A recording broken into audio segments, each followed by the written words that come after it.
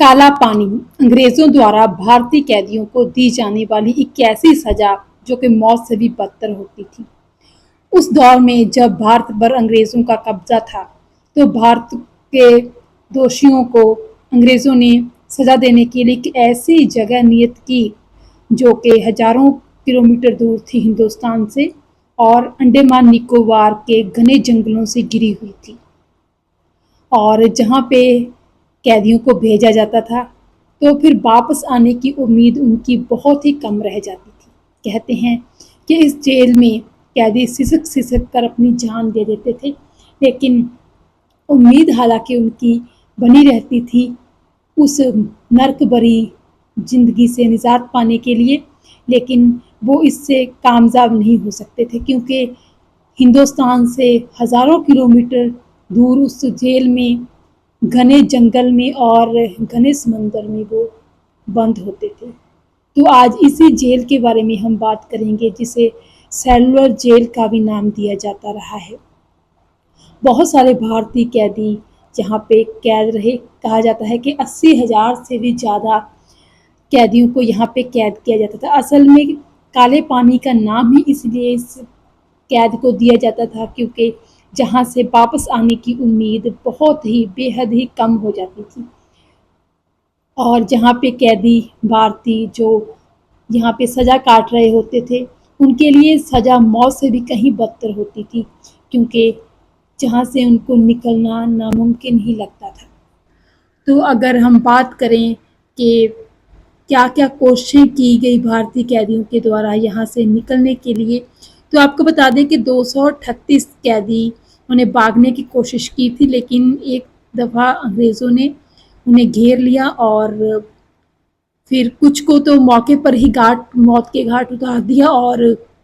जो बाकी बचे थे उनको ऐसे तड़फा तड़फा कर तसीहे दे देकर सजा दी गई कि रूह भी कांप उठती है सोच कर, ये सुनकर भी। सेलुलर जेल जिसे काले पानी भी कहा जाता है, इसे बनाने का कार्यक्रम अंग्रेज़ों के द्वारा 1896 को शुरू किया गया था और 5 लाख रुपए में ये जेल बनकर तैयार हुई थी। और सबसे जो खास बात थी, दुखद बात थी इस जेल की, वो ये थी कि ये जेल उन्हीं कैदियों के द्वारा बनवाई गई थी जिन कैदियों को रखा जाना था।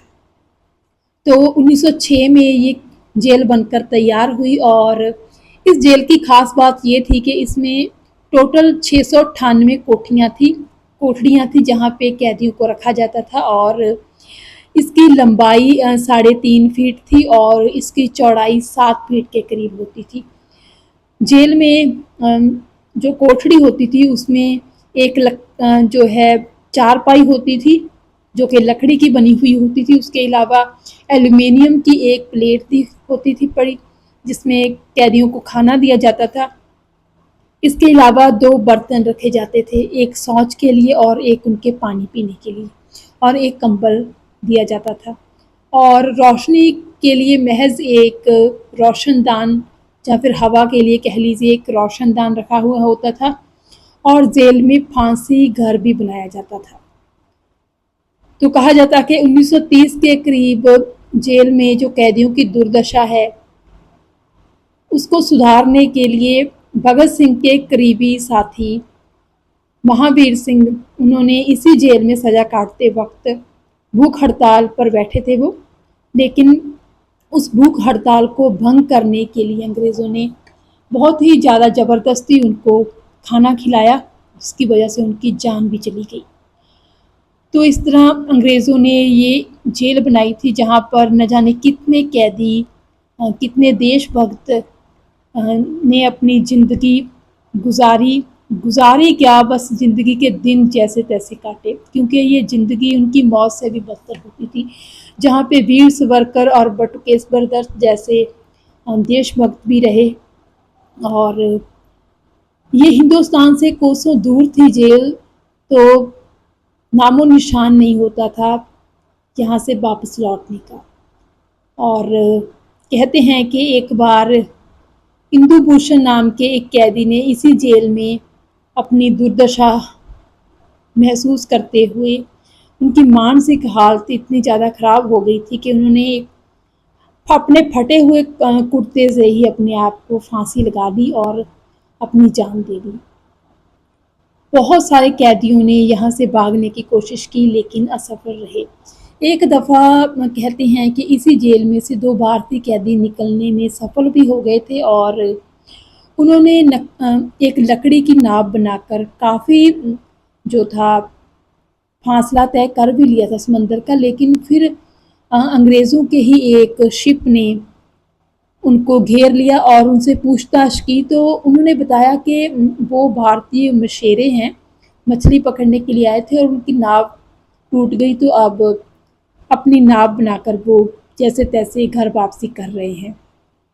تب انگریزوں نے ان کو بھارت نہیں بلکہ برٹن بھیج دیا اور پھر جب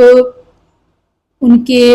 فوٹوز وغیرہ لے کر واپس انڈیا بھیجے گئے تو پتہ چلا کہ یہ تو مشیرے نہیں بلکہ انڈیا کے قیدی ہیں جو کہ سیلولر جیل سے بھاگے تھے۔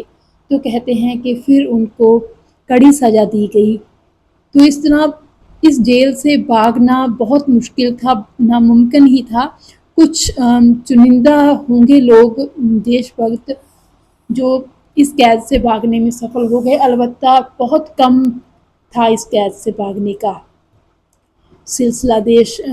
بھکتی کا جذبہ ان لوگوں میں تھا لیکن انہوں نے اپنی زندگی کا بہت بڑا عرصہ جہاں پہ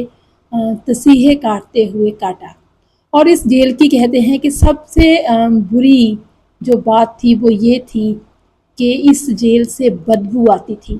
کیونکہ جن لوگوں کی جان چلی جاتی تھی، پھانسی پر چڑھایا جاتا تھا، ان لوگوں کو بھی وہیں گلنے سڑنے کے لیے ان کی لاشوں کو بھی پھینک دیا جاتا تھا، جس سے جیل کے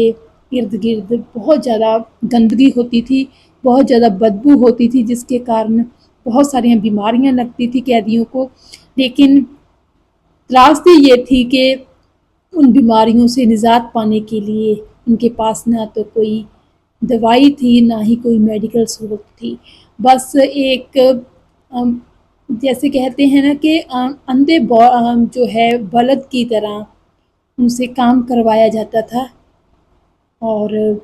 بس کام ہی کام ہوتا تھا، اور جو کام نہیں کر پاتے تھے پھر ان کو موت کے گھاٹ اتار دیا جاتا تھا۔ تو اس جیل میں، کالے پانی کی جیل میں روح کمبانے والی گھٹنائیں ہیں جو بھارتیوں کے ساتھ ہوئی ہیں۔ بہت سارے قصے ہیں جو تھوڑے بہت قیدی، جو تھوڑے بہت دیش بھکت اس جیل سے رہا ہو کر آئے ہیں، ان کی جیونیاں، ان کے جو خود کے دوارا لکھے گئے اپنے آپ کے بارے میں کہانیاں ہیں، وہ بہت ہی دل دہلا دینے والی ہیں۔